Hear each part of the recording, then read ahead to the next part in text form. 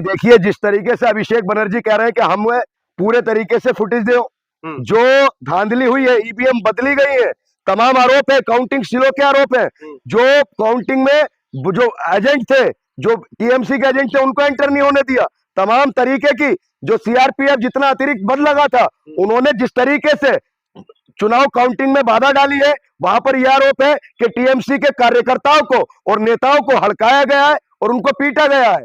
तो ये चुनाव में जो धांधली हुई है, टीएमसी के लोगों ने साफ कह दिया कि निष्पक्ष जांच होनी चाहिए और रिकाउंटिंग होनी चाहिए। ममता बनर्जी इस्तीफा देने से साफ मना कर दिया है। शपथ रोकने के लिए ही अखिलेश यादव उत्तर प्रदेश और राहुल गांधी दिल्ली से पहुंचे हैं। नहीं देखिए, अखिलेश यादव, राहुल गांधी, मैं तो ये कहूंगा पूरे विपक्ष के नेताओं को चुनाव का बहिष्कार करना चाहिए और इलेक्शन कमीशन के खिलाफ, और जिस तरीके से भाजपा की जो वोट चोरी के खुलासे हो रहे हैं और जो भाजपा पर वोट चोरी के, ईवीएम चोरी के तमाम जो आरोप लग रहे हैं, पूरे देश के विपक्ष को अब ट्वीट से काम नहीं चलेगा। ऑफिस में बैठकर एक ऑफिशियल अकाउंट से ट्वीट करने से काम नहीं चलेगा। देश की जनता को सड़कों पर आना पड़ेगा और इनकी चोरी के खिलाफ सरकार की और इलेक्शन कमीशन की ईंट से ईंट बजानी पड़ेगी। क्योंकि जब सदन और सरकारें निकम्मी हो जाती है, आवारा हो जाती है, अगर आज इनके पास सदनों में बहुमत है तो देश की जनता को सड़कों पर अपना बहुमत साबित करना पड़ेगा। अमित शाह जी का बात सही है जो 4 मई के बाद चुन चुन कर बदला लिया जाएगा? नहीं, ये एक गृह मंत्री की भाषा नहीं है।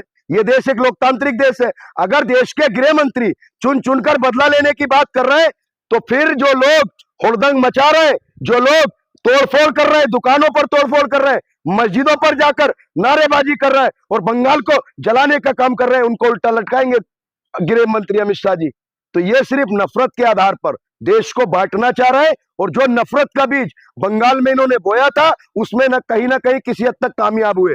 क्योंकि जो नफरत भारतीय जनता पार्टी धर्म के आधार पर बांट रही है, इसमें देश के लिए बहुत नुकसान है। देखिए, नेताजी सुभाष चंद्र बोस ने कहा था, धर्म को राजनीति से नहीं जोड़ना चाहिए। जो धर्म के नाम पर राजनीति करता है वो देश का दुश्मन है और देश को बांटने का काम करता है वो भी देश का दुश्मन है। तो भारतीय जनता पार्टी के लोग जो तानाशाही और जो उनके कार्यकर्ता, अभी बंगाल में सरकार भी नहीं बनी है, गुंडागर्दी करना शुरू कर दी है।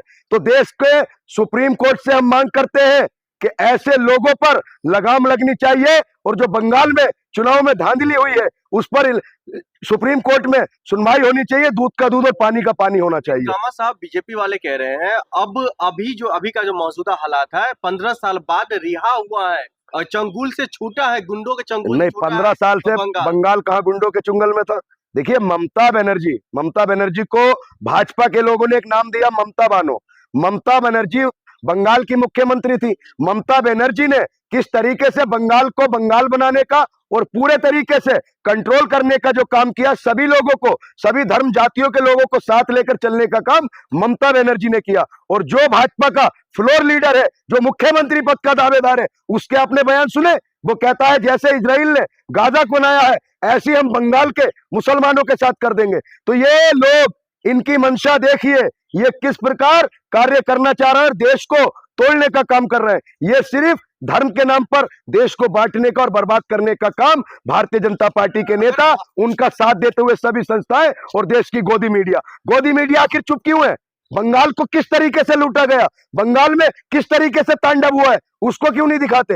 एक तरफ देश की गोदी मीडिया ये तो दिखा रही है कि झालमुड़ी से सरकार बनी है, झालमुड़ी सबको दिखाई देता है, लेकिन जो कल से बंगाल के अंदर गुंडागर्दी हो रही है वो किसी को दिखाई नहीं दी। अगर बीजेपी के जो समर्थक इतना ही उत्पात मचा रहा है, गुंडागर्दी कर रहा है, तो जो जिस समर्थक के बल पर इतना कूद रहा है, तो क्या बीजेपी के जो कैंडिडेट है वो इतने नीच हो गए जो वो पार्टी नहीं छोड़ सकते? सर, टीएमसी के भी बड़े बड़े नेताओं को भी पीटा है, कार्यकर्ताओं को दौड़ा कर पीटा जा रहा है। शालिनी घोष ने भी तमाम आरोप ये लगाए कि अभी सरकार भी नहीं बनी है और अभी से ही इनका गुंडाराज शुरू हो गया।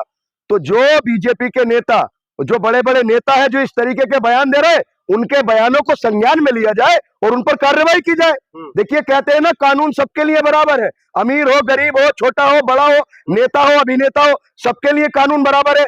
तो शुभेंद्र अधिकारी जो बंगाल के मुख्यमंत्री पद के दावेदार है, सबसे पहले उन पर कानूनी शिकंजा कसा जाए। और वो एक धर्म को डराना चाहते हैं, एक धर्म को प्रमोट कर रहे हैं। देखिए, संवैधानिक कुर्सियों पर बैठा हुआ व्यक्ति, कोई भी राजनीतिक व्यक्ति अगर एक धर्म का समर्थन करता है और एक धर्म को डराने का काम करता है तो ये संविधान के खिलाफ है। हम मांग करते हैं उच्च न्यायालय से, सुप्रीम कोर्ट से, ऐसे लोगों पर नकेल कसी जाए। ये देश किसी बाबा या मौलाना उनसे नहीं चलेगा, ये देश बाबा साहब भीमराव अंबेडकर के संविधान से चलेगा। ये चीज हर नेता को जितनी जल्दी समझ में आए उतना ही बेहतर है। आप शुभेंदु अधिकारी को जेल भेजने की बात कर रहे हैं, वो तो कह रहे हैं भाई बंगाल को बचाना है, लोकतंत्र को बचाना है बंगाल में, इसलिए हमारी सरकार बनी है।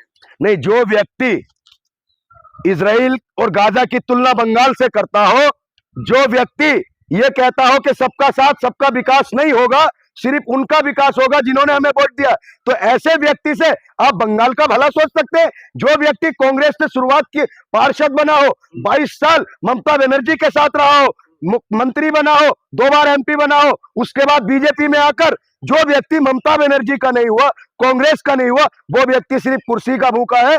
उसने बंगाल को जो उजाड़ने का काम किया है, अभी से ही बयानबाजी करके देश की जनता उसको माफ नहीं करेगी।